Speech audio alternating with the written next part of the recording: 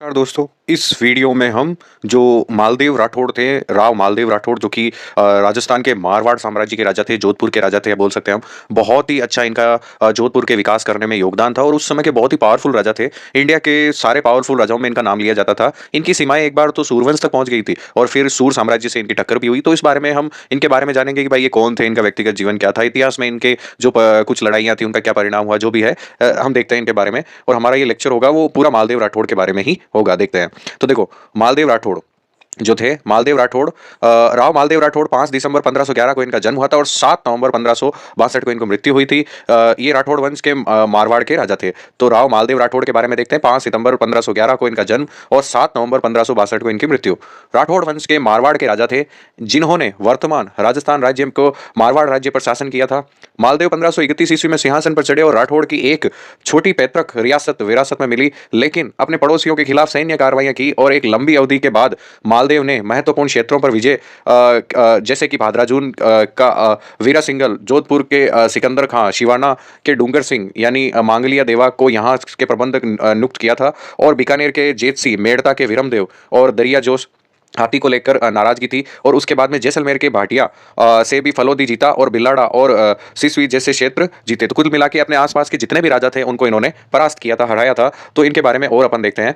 ये राव मालदेव की जो आपके सामने तस्वीर आ रही है, ये राव मालदेव की फोटो है और ये आपको म्यूजियम में मिल जाएगी। काफी एकदम मतलब एकदम क्लीन फोटो है उनकी, राव मालदेव की। और यहाँ पे नीचे नेम भी लिखा हुआ है। अब उनकी पेंटिंग के बाद में आगे आते हैं। तो इसमें लिखा हुआ मारवाड़ के शासक, कार्यकाल इनका था 9 मई 1531 से लेकर 7 नवंबर 1562 तक। पूर्ववर्ती इनके थे मारवाड़ के राव गंगा राठौड़ जो इनके पहले इनके पिताजी थे, और इनके बाद जो राजा बने यानी उत्तरवर्ती जिसको बोलते हैं वो राव चंद्रसेन राठौड़, जिसको हम भूला बिसरा राजा भी बोलते हैं, वो इनके जस्ट बाद में राजा थे। इनका जन्म है 5 दिसंबर 1511 को जोधपुर मारवाड़ में हुआ था। और इनके बारे में आगे और देखते हैं हम। और इनका निधन जो है वो अपने 7 नवंबर 1562 को 50 वर्ष की आयु में, ठीक है। और केवला राजसमंद में इनका निधन हुआ था। रानी जो इनकी जीवन संगी थी उसमें बहुत सारे हैं। रानी झाली स्वरूप दे जो थी वो भी है, और भी है। उमा दे भटियानी थी, रानी कच्छावी और लच्छप देवी थी, रानी झाली हीरा देजी आदि इनकी रानियां थी। और भी देखते हैं। झाली रानी हीरादे थी और सोनगरी लड़बाई थी। झाली रानी नौरंग देजी थी, रानी कच्छावी सहोदरी जी थी, रानी हादी राम भावती जी थी, तीवू गुड़ी थी। और इनकी जो संतानें थी उनके बारे में भी डिस्कशन करते हैं कि कौन कौन इनकी संतानें थी उस समय। तो इनके जो थे, रामचंद्र जी थे, कंकवती बाई थी, उदय सिंह, रावचंद्र सेन राठौड़, जयमल, रुक्मावती। और इनका राजवंश राठौड़ था और इनके पिता थे मारवाड़ के राठौड़ राव गंगा जी। तो आगे देखते हैं इनके बारे में और देखते हैं। इनके पिताजी जो थे वो मारवाड़ के राव गंगा राठौड़, माताजी इनकी थी पद्मा कुमारी देवड़ा जो चौहान थी और धर्म इनका हिंदू था। उनके बारे में और अपन देखते हैं आगे राव मालदेव के बारे में। तो देखते हैं, एक शासक के रूप में मालदेव की साख प्रशंसा उस समय कई फारसी इतिहासों जैसे कि तबाक ए अकबरी और तारीख ए फरिश्ता द्वारा की गई थी, जिसकी रचना निजामुद्दीन और फरिश्ता ने की थी। इन्होंने दोनों को हिंदुस्तान की सबसे शक्तिशाली सम्राट के रूप में स्वीकार किया। तो ये तबाक ए अकबरी है और एक तारीख ए फरिश्ता है। इसके अंदर इनको हिंदुस्तान का सबसे जो खतरनाक सम्राट है उसकी संज्ञा दी गई थी। अब आगे देखते हैं इनका प्रारंभिक जीवन क्या था, प्रारंभिक जीवन के अंदर इन्होंने क्या क्या काम किए। तो देखते हैं, राव मालदेव का जन्म 5 दिसंबर 1511 को मारवाड़ के राठौड़ राव गंगा के सबसे बड़े पुत्र के रूप में हुआ था। उनकी मां रानी पद्मा कुमारी सिरोही के देवड़ा चौहान साम्राज्य की एक राजकुमारी थी। 1532 में जब वह गद्दी पर बैठा तब तक राव मालदेव एक निडर योद्धा होने की प्रतिष्ठा प्राप्त कर चुका था। प्रारंभिक और लोकप्रिय वृत्तांत में उन्हें मारवाड़ में ज्ञात सबसे महत्वपूर्ण शासकों की सूचीबद्ध किया गया। मतलब मारवाड़ के सबसे जो मेन शासक थे उनमें इनका नाम आता है। मालदेव ने कई अभियानों में अपने पिता का समर्थन किया था और कम उम्र में उन्होंने सोजत के विद्रोहियों को हराया और मेड़ता में के राव विरमदेव से युद्ध में हारकर उन्हें नीचा दिखाया।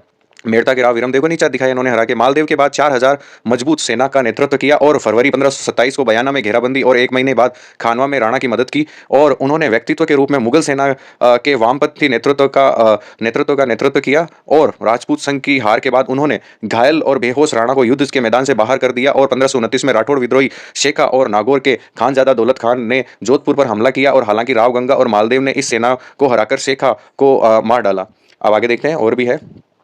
अपने पिता और राणा सांगा के साथ अभियानों में मालदेव की भागीदारी और भविष्य के सम्राट के रूप में अपनी साख स्थापित करने के बाद वह अति महत्वाकांक्षी हो गया और संभवतः अपने पिता गंगा को अफीम पीते समय उसे बालकनी से धक्का देकर मार डाला। इसकी पुष्टि मुहनोत नैन्सी ने अपने इतिहास में की है और बाद के लेखकों में दावा किया गया कि मालदेव को देशद्रोही के आरोप से बचाने के लिए कोई निर्णायक सबूत दिए बिना ही अफीम के प्रभाव के कारण से गंगा को गिराना एक आकस्मिक घटना भी है। तो आगे भी देखते हैं इनका। तो इनको पितृहंता भी कहा जाता है। तो विस्तार देखते हैं। मारवाड़ के शासकों के एक बार 9 राठौड़ सरदारों पर शासन किया था। हालांकि जब तक मालदेव ने सिंहासन ग्रहण किया तब तक उन्होंने केवल 2 जिलों पर शासन किया। मालदेव ने इस प्रकार इन 9 सरदारों पर हमला किया और मारवाड़ के अधिपति के रुख को पूर्ण नियंत्रण में बदल दिया। मालदेव ने रायपुर और भाद्राजून के सिंघल को भी हराया और दोनों शहरों को मजबूत किया। 1534 में मालदेव ने नागौर पर हमला किया और दौलत खान को अजमेर भागने के लिए मजबूर कर दिया। मालदेव ने शीघ्र ही मेड़ता, रियान और अजमेर पर आक्रमण कर दिया और उन पर अधिकार कर लिया और डीडवाना और पंचभद्रा के शूद्र शासकों ने भी मालदेव का आधिपत्य को स्वीकार किया। जैसलमेर पर भी उनके हमला भी सफल रहा और इससे भट्टी शासकों को अपने अधीन कर लिया। 1538 में उन्होंने महेचा राठौड़ को हराया और सिवाना पर भी कब्जा कर लिया और बीदा राठौड़ को जालोर में हराने के लिए भेजा और सुल्तान सिकंदर खान को पकड़ लिया और सुल्तान को कैद कर लिया। तो बहुत सारे अचीवमेंट्स हैं उनके। सुल्तान को पकड़ लिया, उनको कैद कर लिया। उसके बाद देखते हैं, और सुल्तान को कैद कर लिया और कैद में थोड़े समय के बाद उसकी मृत्यु हो गई। मालदेव ने जालोर पर कब्जा कर लिया। उसके बाद सांचौर, भीनमाल और राधनपुर और नाबरा गुजरात में हमला कर दिया और कब्जा कर लिया। और इस समय मालदेव का पश्चिमी क्षेत्र में सिंध, चोलिस्तान और दक्षिण पश्चिम में गुजरात के क्षेत्र पर हिस्सों तक फैला हुआ था। उसका वर्तमान राजस्थान और उसके आसपास के 40 जिलों पर सीधा नियंत्रण था। 1539 में मालदेव ने बयाना, टोंक और टोडा पर विजय प्राप्त करने के लिए मुगलों और सूर साम्राज्य के बीच युद्ध का लाभ उठाया। अफगान कब्जे से क्षेत्रों को पुनः प्राप्त करके मालदेव राठौड़ ने क्षेत्र में हिंदू शासन बहाल किया और वहां जजिया कर को समाप्त कर दिया। झज्जर में उसकी उत्तरी सीमा दिल्ली से केवल 50 किलोमीटर दूर थी, यानी झज्जर तक उसकी सीमा पहुंच गई थी और दिल्ली से केवल 50 किलोमीटर दूर तक उन्होंने अपनी मतलब पहुंचा दी थी। अब देखो सतीश चंद्र की जो बुक है उसके अकॉर्डिंग देखते हैं। सतीश चंद्र की बुक के अनुसार मालदेव के राज्य में संभल और नारनौल हरियाणा सहित लगभग पूरे पश्चिमी और पूर्वी राजस्थान शामिल थे। उनकी सेनाओं की ओर से आगरा के बाहरी इलाकों तक देखा जा सकता है था। चंद्रा यह भी कहते हैं कि मालदेव की मृग तृष्णा थी 8वीं शताब्दी में राष्ट्रकूट साम्राज्य को पुनर्जीवित करना। मतलब उसके दिमाग में था कि भाई राष्ट्रकूट साम्राज्य जो उस समय था उसको पुनर्जीवित करेंगे।